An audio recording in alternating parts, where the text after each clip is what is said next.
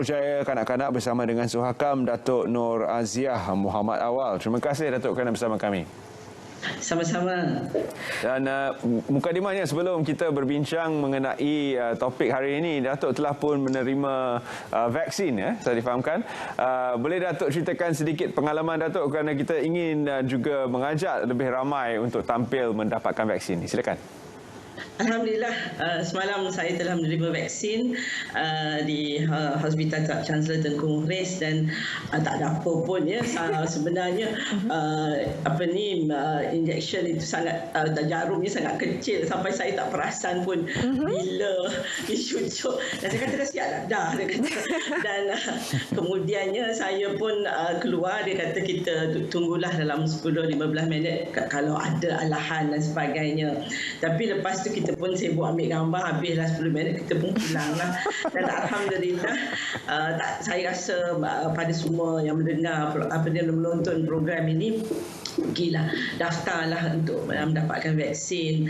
Dan kemudiannya pergilah, tak perlu apa yang nak dirisaukan. Kita berdoa kepada Allah Subhanahu Wa Taala supaya kita dapat tidak mendapat jangkitan, dan ini adalah usaha kita, ya, untuk melindungi diri kita dan keluarga kita. Dan terutamanya bagi saya sangat penting ibu bapa mendapatkan vaksinasi, kerana kanak-kanak tak boleh menerima vaksinasi buat masa ini, ya. Jadi bawah 18 tahun tak boleh terima vaksinasi. Dan mereka adalah kumpulan yang sangat berisiko tinggi bagi saya. Dan saya juga bila melihat data yang disampaikan semalam oleh Menteri Kesihatan, ya, dekat 82,341 cases ataupun kes kanak-kanak yang dijangkiti oleh COVID-19. Itu bagi saya adalah kewajipan bagi bapa untuk mendapatkan perlindungan supaya anak-anak kita juga terlindung daripada penyakit ini. Datuk, dalam situasi sekarang kita perlu lihat dua aspek. Satu, dari segi keselamatan anak-anak ini, ada juga ibu bapa yang membawa keluar ke kawasan awam walaupun telah pun diberitahu bawah 12 tahun tak boleh masuk tempat-tempat tertentu. Tetapi bagi ibu bapa perlu reasoning mereka, alasan mereka, siapa nak jaga budak-budak dekat rumah? Mereka perlu mendapatkan keperluan tapi tiada siapa yang menjaga. Bagaimana Datuk lihat ini boleh diselaraskan supaya keperluan itu dapat boleh didapati tanpa memberi kompromi kepada kesihatan dan keselamatan kanak-kanak? Saya percaya, ya, masa kita PKP 1.0 dahulu, saya yang meminta dan menulis surat kepada menteri supaya mula-mulanya arahannya seorang saja boleh keluar. Tapi bagi ibu tunggal yang ada anak kecil, ya, mereka takkan boleh keluar dengan membawa anak, dan kemudiannya dilonggarkan kepada 2. Saya percaya kalau diberikan maklumat yang tepat, bukanlah semua orang akan diambil tindakan. Dan hari ini kita boleh membeli barangan-barangan itu online. Dan saya rasa ibu-ibu atau keluarga yang memang ada anak kecil mungkin boleh mendapat bantuan jiran, bantuan dan juga memberi barangan keperluan secara atas talian. Dan dari segitu juga, itulah juga tanggungjawab dan kerjasama masyarakat sekeliling, ya. Kita tak payah pergi ke rumah dia. Kalau kita pergi, dia hantar mesej minta tolong belikan barang, dia kemudian masukkan duit dalam akaun kita pergi beli barang untuk dia, letak kat depan pagar rumah dia, dan kemudian dia boleh ambil. Tak ada masalah pun bagi saya. Dan itu sebenarnya kehidupan kita dalam masyarakat, tolong-menolong antara satu sama lain, terutama semasa PKP ini. Dan selain daripada kesihatan, pendidikan juga menjadi salah satu daripada aspek utama apabila kita memikirkan tentang kanak-kanak.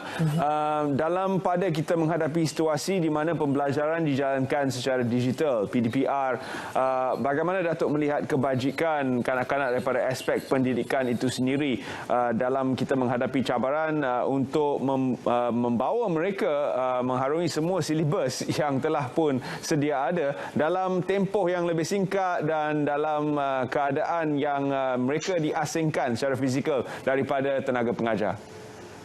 sebenarnya kita dah melaluinya pada PKP yang 1.0 ya, dan saya percaya ibu bapa, anak-anak juga sudah ada perubahan minda itu dari segi kalau dulu masa mula-mula diperkenalkan mungkin rasa terkejut, mungkin rasa ada banyak masalah. Sekarang ni juga kerajaan telah melancarkan TV didik dan saya rasa itu sangat penting kerana bila saya buka channel tu memang ada sepanjang masa ya 24 jam dan itu perlu digunakan secara terbaik oleh ibu-ibu, bapa-bapa yang mana anak perlu membuat pembelajaran mereka. Satu lagi ialah bagi saya juga ibu bapa juga bekerja dari rumah. Yang ini cabarannya sama seperti PKP yang dulu. Tetapi mungkin pengalaman yang lalu itu kita boleh susun atur bagaimana kita bekerja dan bagaimana anak boleh membuat pembelajaran atas talian. Minggu masih bercuti tetapi kemudiannya mereka akan mengadakan pembelajaran atas talian dan dalam masa yang sama kalau ada televisyen di rumah boleh buka TV didik dan boleh melihat kepada silibus-silibus yang sedang pengajaran yang sedang dijalankan melalui televisyen juga. Jadi bagi saya yang pentingnya anak-anak itu tidak terketinggalan, tidak tertinggal begitu saja. Yang kita panggil lost hours of education kerana tak ada peralatan. Yang itu saya percaya kerajaan sedang berusaha sedaya upaya supaya anak-anak ini dan juga NGO, saya tahu mereka ada yang mengutip membuat kutipan kalau siapa nak bagi handphone lama, laptop dan sebagainya untuk membolehkan anak-anak dari kumpulan B40 untuk juga tidak ketinggalan dalam mendapat pendidikan atas talian. Tapi yang kita juga saya rasalah kebajikan anak-anak ini yang paling penting masa PKP yang tak boleh keluar ni ialah kesihatan mental anak-anak. Saya rasa itu banyak kita bincangkan kerana kalau mengikut data daripada JKM, data polis dan sebagainya, gangguan ataupun penderaan mental itu, sakit mental itu meningkat semasa PKP yang lalu. So dan ini dalam tempoh 2 minggu ini dan kemudiannya mungkin akan bertambah juga daripada 2 minggu menjadi beberapa minggu kemudiannya kerana kita nak betul-betul putuskan rantaian ini.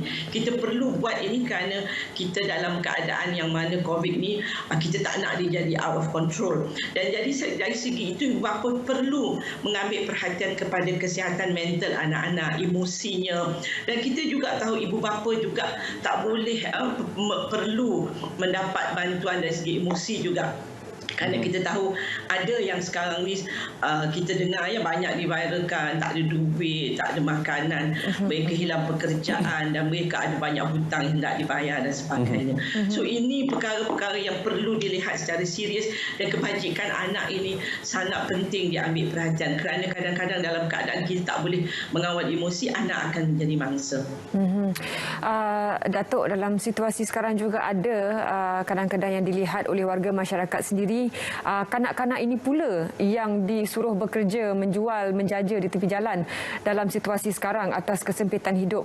Bagi warga masyarakat, apa kuasa yang kita ada untuk memastikan mereka ini bukan bekerja pada usia muda ini tapi dilindungi di rumah, tidak berhadapan dengan masyarakat, terdedah kepada COVID. Tapi malangnya isi keluarga itu sendiri yang terpaksa membawa mereka keluar mencari rezeki. Ya, kita tak nafikan ya, bagi saya kalau buat masa ini mereka ini tidak pergi ke sekolah dan mungkin boleh membantu, tidak menjajalah bagi saya. Kalau kebanyakan kes mereka mungkin membantu dari segi digerai-gerai dan sebagainya. Sebab menjaja ni kita dedahkan anak-anak itu dengan udara, sebab kita tahu sekarang ini COVID-19 ni ada dalam besi yang mana boleh dijangkiti walaupun kita pakai double mask dan sebagainya. So saya berharap benar kepada ibu bapa kalau boleh anak-anak tidak didedahkan kepada tempat-tempat yang sempit. Kalau dia nak membuka gerainya di tepi jalan dan orang datang just drive through, itu tak ada masalah bagi saya. Dan kadang-kadang kita tak boleh nak kata tak boleh kerana saya ingat saya nampak satu viral di mana ayah ni menjual makanan, anak yang bukanlah besar pun, saya ingat 5-6 tahun, jaga adik yang kecil dalam kereta dan meletakkan anak itu dalam kereta. Bagi saya, walaupun dia buka tingkap, saya rasa sangat bimbang kalau kedua-duanya terlelap ya. Dan ayah ni sibuk melayan pelanggan, malang tak berbahu. Jadi kita berharap benar supaya ibu bapa ni mungkin mengambil giliran, seorang jaga anak kat rumah, seorang bawa menjual makanan di gerai dan sebagainya. So pertimbangan-pertimbangan itu perlu diambil perhatian, dan saya merasakan tak perlulah yang saya bimbang lagi ni, yang menyakitkan mata bagi saya ialah ibu bapa yang secara sengaja bawa anak pergi mall, pergi tempat yang sesak. Saya rasa tak perlulah masa ni. Kalau nak bawa dia pergi ke taman untuk dia bawa berjalan dan exercise, tu tak apa, dan kita pastikan jarak jarak sosial tu cukup, 1 meter dan sebagainya. Dan kalau kat taman memang tak mungkin akan berlaku kesesakan itu.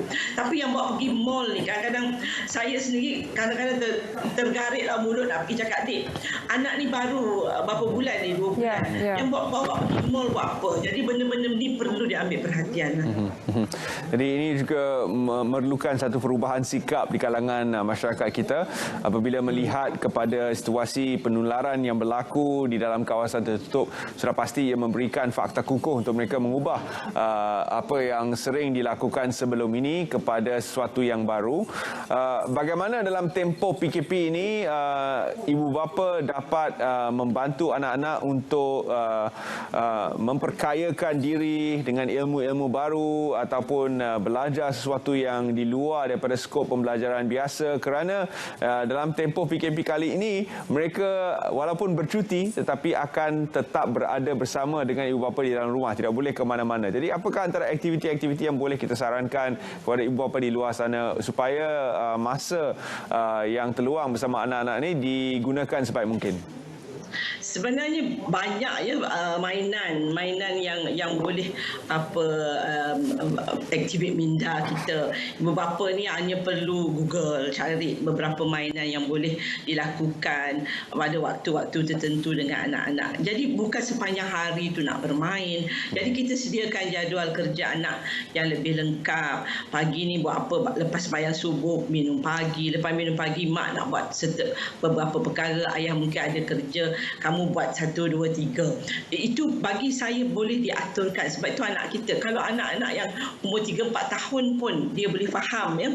Sebab saya ada cucu umur 3 tahun. Bila maknya bekerja, masuk dalam bilik, dia kata mami working, dia cakap dia duduk kat luar dan menguruskan diri dia bersama penjaganya. Tetapi bagi saya itu perkara yang kadang-kadang dia hantar juga ke rumah saya sebab dia mungkin terpaksa pergi ke mana-mana.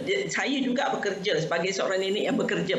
Kadang-kadang pangku letak dia duduk, nenek nak kerja sekejap. Okey. Dan bagi saya kalau anak umur 3 tahun faham, kenapa tidak anak yang lebih dewasa, yang lebih umurnya daripada 3 tahun. Jadi ibu bapa lah perlu mengaturkannya supaya anak-anak ni ada aktiviti dalam masa daripada bangun pagi itu sehingga mungkin pukul 8 ke 9 malam, dan beri dia ruang untuk dia menonton TV dan bahagi-bahagikan mengikut umur itu supaya senang dipantau. Jadi bagi saya, kita dah ada pengalaman PKP pertama, mungkin masa tu kita rasa kita tak tahu apa nak buat dan sebagainya. Tapi ini kita dah ada. Jadi kita dah buat persediaan itu.